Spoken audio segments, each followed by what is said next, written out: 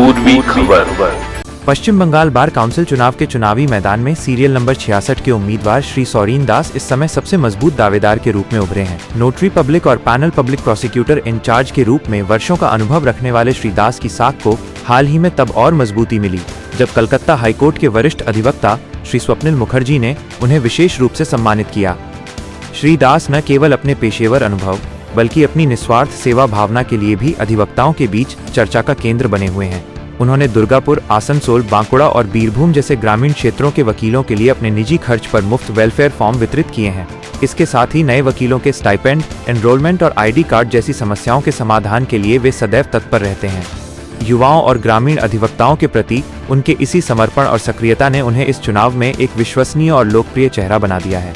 আমার একটা সংগঠন আছে ন্যাশনাল ইউথ অ্যাডভোকেটস অ্যাসোসিয়েশন বলে। আমি আপনার অ্যামিটি ইউনিভার্সিটি কলকাতা এবং তার সঙ্গে সঙ্গে আপনার national institute of professional promotion skill এই দুটো জায়গাতে আপনার পড়াচ্ছি ল স্টুডেন্টসদেরকে এবং সেই সুবাদে এবং তার সঙ্গে সঙ্গে আমি রিসার্চ স্কলার।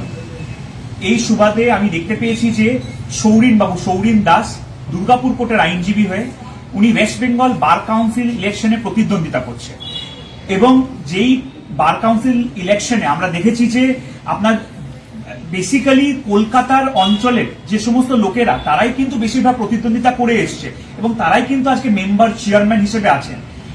এটা বলা যেতে পারে প্রায় প্রথমবার এবং একটা নজিরবিহীন যে দুর্গাপুর থেকে কেউ এইভাবে কলকাতায় গিয়ে প্রচার করতে পেরেছে এবং সেটা সত্যিকারই একটা মানে অবিশ্বাস্য একটা ব্যাপার।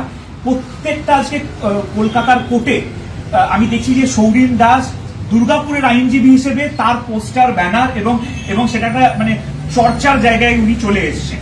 সেই জন্য দেখুন ভোটের রেজাল্ট আমরা জানি না যে কে হারবে কে জিতবে, কিন্তু উনি যে একটা ইম্প্যাক্ট তৈরি করতে পেরেছেন এবং আমি বার কাউন্সিলে যারা নতুন এখন এনরোলমেন্ট করেছে তাদেরকে কিভাবে আইডেন্টি কার্ড জলদি তারা পেতে পারে, তাদেরকে এনরোলমেন্টের জন্য লাইনে না দাঁড়াতে হয়, তার জন্য সৌরিন বাবু এই কাজটি করে যাচ্ছেন। এবং শুধু তাই নয়, অ্যাডভোকেটদের একটা ওয়েলফেয়ার ফান্ডের ফর্ম আছে যেই ফান্ডে তারা কিছু টাকা এবং কিছু বেনিফিটস পায়, ডেথ হলে আপনার অ্যাক্সিডেন্টাল বেনিফিট। উনি যে কাজটা করেছেন সেই ফর্মের ব্যাপারে জেলার অ্যাডভোকেটরা প্রায় জানেনই না। উনি নিজের পয়সা খরচা করে সেই অ্যাডভোকেট ওয়েলফেয়ার ফান্ডের ফর্ম তুলে এনে প্রত্যেকটা জেলার অ্যাডভোকেট, পশ্চিম বর্ধমান, পূর্ব বর্ধমান, পুরুলিয়া, বাঁকুড়া একটা প্রত্যন্ত জায়গা, খাতড়ার মতো একটা কোর্টে লোকে জানেই না যে ওয়েলফেয়ার ফান্ড কি, অথচ তারা কালো কোটটা দিয়ে দিনের পর দিন লোককে সার্ভ করে যাচ্ছে।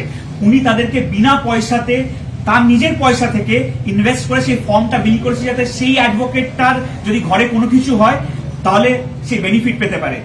আমি ওনার এই প্রচেষ্টা দেখে খুবই আজকে আনন্দিত এবং আমি ওনাকে একটা শংসাপত্র তুলে দিচ্ছি আমাদের ন্যাশনাল ইউথ অ্যাডভোকেটস অ্যাসোসিয়েশনের তরফ থেকে। সেটা হচ্ছে একটা সার্টিফিকেট অফ অ্যাপ্রিসিয়েশন। এটা আজকে ডিজিটাল ফর্মে ওনাকে দেওয়া হলো এবং পরবর্তী ক্ষেত্রে ওনাকে এটা ফিজিক্যাল ফর্মেও ওনাকে দেওয়া হবে। ওনার প্রচেষ্টাকে সাধুবাদ জানানোর জন্য এই জিনিসটি করা হচ্ছে। জাস্ট ওনাকে একটা অ্যাপ্রিসিয়েশন যে উনি একটা নজির সৃষ্টি করেছেন।